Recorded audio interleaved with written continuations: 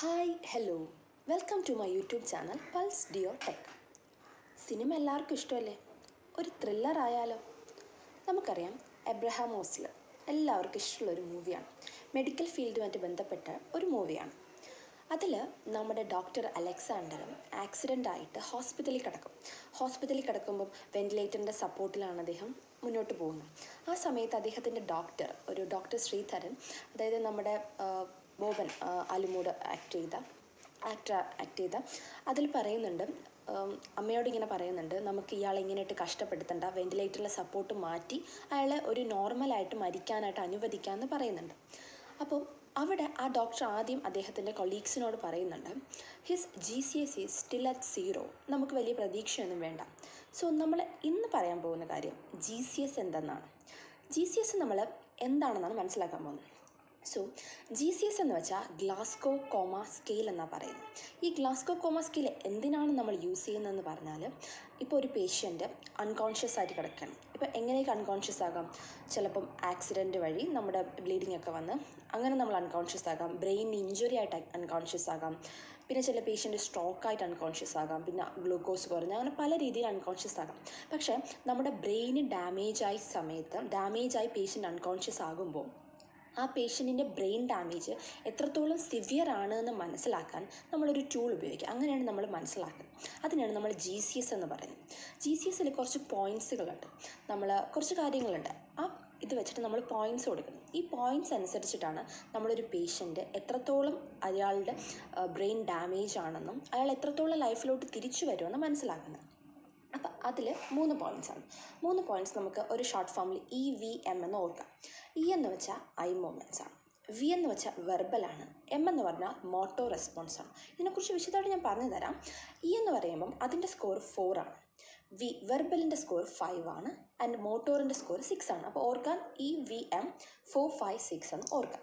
Okay, ഇനി ഇതിൻ്റെ total score എന്ന് പറയുന്നത് നമ്മൾ EVM അത് ആഡ് ചെയ്യുമ്പോൾ നമ്മളൊന്ന് 4, 5, 6, സോ അത് കൂട്ടുമ്പോൾ 15 കിട്ടും. മാക്സിമം സ്കോർ 15 ആണ്. ഓക്കെ, സോ എന്ന് വെച്ചാൽ ഐ മൂവ്മെൻറ്റ്സ് ആണ്. ഐ മൂവ്മെൻറ്റ്സ് എന്ന് പറഞ്ഞാൽ, ഇപ്പോൾ ഒരു പേഷ്യൻറ്റിന് നമ്മളിപ്പോൾ ഒരു പേഷ്യൻ്റ് അഡ്മിറ്റായി കിടക്കുമ്പോൾ നമ്മൾ എന്ത് ചെയ്യുന്നു, അങ്ങോട്ടേക്ക് പോകുമ്പോൾ പേഷ്യൻ്റ് കണ്ണൊക്കെ തുറന്നിരിക്കുകയാണ്, വേറെ കുഴപ്പമൊന്നും ഇല്ലെങ്കിൽ സ്പോണ്ടേനിയസ് ഐ ഓപ്പണിംഗ് എന്ന് പറയും. അങ്ങനെയാണെങ്കിൽ പേഷ്യൻറ്റിൻ്റെ സ്കോർ 4 ആണ്. ഇനി പേഷ്യൻ്റ് കണ്ണൊന്നും തുറക്കുന്നില്ല, നമ്മൾ പോയി പേരൊക്കെ പറഞ്ഞ് വിളിച്ചു, ഇപ്പോൾ രാമു അല്ലെങ്കിൽ പേര് പറഞ്ഞ് വിളിച്ചപ്പോൾ പേഷ്യൻ്റ് കണ്ണ് തുറന്നു, അങ്ങനെയാണെങ്കിൽ അയാളുടെ സ്കോർ 3 ആണ്. ഇനി പേഷ്യൻ്റ് നമ്മൾ വിളിച്ചിട്ടൊന്നും എണീക്കുന്നില്ല, നമ്മൾ പെയിൻ കൊടുക്കാമെന്ന് പറയുമ്പോൾ നമ്മളിവിടെ നമ്മുടെ ഈ സൂപ്രാ ഓർബിറ്റൽ റിഡ്ജിൽ ഒരു പുഷ് കൊടുക്കും. അപ്പോൾ അവിടെയാണ് ഏറ്റവും പെയിൻഫുൾ ആയിട്ടുള്ള ഇതുണ്ടാകുന്നത്. അവിടെ നമ്മൾ പുഷ് കൊടുക്കുമ്പോഴാണ് പേഷ്യൻ്റ് കണ്ണ് തുറക്കുന്നത് എങ്കിൽ നമ്മുടെ അദ്ദേഹത്തിൻ്റെ സ്കോർ 2 ആണ്. ഇനി നമ്മൾ എത്ര വിളിച്ചിട്ടും എത്ര വേദനിപ്പിച്ചിട്ടും പേഷ്യൻ്റ് എഴുന്നേൽക്കുന്നില്ല, കണ്ണ് തുറക്കുന്നില്ല എന്നാണെങ്കിൽ അയാളുടെ സ്കോർ 1 ആണ്, 0 അല്ല. അപ്പോൾ ഏറ്റവും മിനിമം സ്കോർ എന്ന് പറയുന്നത് 1 ആണ്, 0 ആകാൻ പറ്റില്ല. അടുത്തതാണ് വെർബൽ എന്ന് പറഞ്ഞാൽ, നമ്മളിപ്പം പേഷ്യൻറ്റിനോട് നമ്മൾ കാര്യങ്ങൾ ചോദിക്കണം. ഇപ്പം എവിടെയാണ് അഡ്മിറ്റ് ആയത്, ഇപ്പം സമയം എത്രയാണ് എന്നൊക്കെ ചോദിക്കുമ്പോൾ പേഷ്യൻ്റ് കൃത്യമായിട്ട് പറയുന്നുണ്ട്, ഹോസ്പിറ്റലിലാണ്, സമയം രാവിലെയാണോ രാത്രിയാണോ ചോദിക്കുമ്പോൾ അതൊക്കെ പറയുന്നുണ്ടെങ്കിൽ ഓറിയൻറ്റഡ് ആണെന്ന് പറയും. അങ്ങനെയാണെങ്കിൽ പേഷ്യൻറ്റിൻ്റെ സ്കോർ 5 ആണ് വെർബലിൽ. ഇനി പേഷ്യൻ്റ് നമ്മൾ കാര്യങ്ങൾ ചോദിക്കുമ്പോൾ പേഷ്യൻറ്റിന് മനസ്സിലാവുന്നില്ല, ഭയങ്കര കൺഫ്യൂസ്ഡ് ആണ്. ഇപ്പം സമയം എത്രയാണെന്ന് ചോദിക്കുമ്പോൾ അറിയില്ല, എവിടെയാണെന്ന് ചോദിക്കുമ്പോൾ അറിയില്ല, ഡേറ്റ് എപ്പോഴാണ്, ഒരു മാസമോ അങ്ങനെ ഒന്നും അറിയില്ല, പേഷ്യൻ്റ് മൊത്തത്തിൽ കൺഫ്യൂസ്ഡ് ആണെങ്കിൽ സ്കോർ 4 ആണ്. പിന്നെ നമ്മൾ ചോദിക്കുമ്പം പേഷ്യൻ്റ് ഭയങ്കര മോശമായിട്ടുള്ള വാക്കുകളാണ് ഉപയോഗിക്കുന്നത്. കാരണം അത് ഒരിക്കലും അവരുടെ മിസ്റ്റേക്ക് അല്ല, ബിക്കോസ് ബ്രെയിന് ഡാമേജ് ആവും, ബ്രെയിനിലേക്കുള്ള ഓക്സിജൻ കുറഞ്ഞ് ബ്രെയിൻ ഹൈപ്പോക്സിക് ആകും. ഹൈപ്പോക്സി ഇഞ്ചുറി വരുമ്പം പേഷ്യൻ്റ് തനിയെ തന്നെ ഉണ്ടാകുന്നതാണ്. അപ്പം മോശമായിട്ടുള്ള വാക്കുകൾ സംസാരിക്കുകയാണെങ്കിൽ അതിന് ഇൻഅപ്രോപ്രിയേറ്റ് വേർഡ്സ് എന്ന് നമുക്ക് പറയാം. അതാണെങ്കിൽ പേഷ്യൻറ്റിൻ്റെ സ്കോർ എന്ന് പറയുന്നത് 3 ആണ്.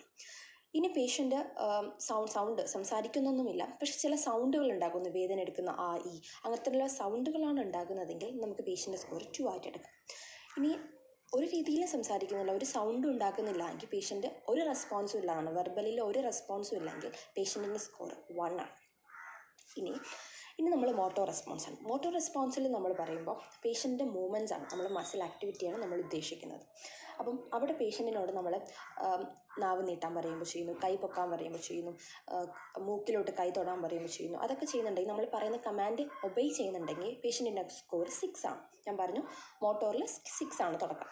ദെൻ നമ്മൾ പറഞ്ഞിട്ട് ഇതൊന്നും ചെയ്യാൻ പറ്റുന്നില്ല, പക്ഷെ നമ്മൾ വേദന എവിടെയാണെന്ന് ചോദിക്കുമ്പോൾ കൃത്യമായിട്ട് ചൂണ്ടിക്കാണിക്കാൻ പറ്റുന്നുണ്ടെങ്കിൽ പേഷ്യൻറ്റിൻ്റെ സ്കോർ 5 ആണ്.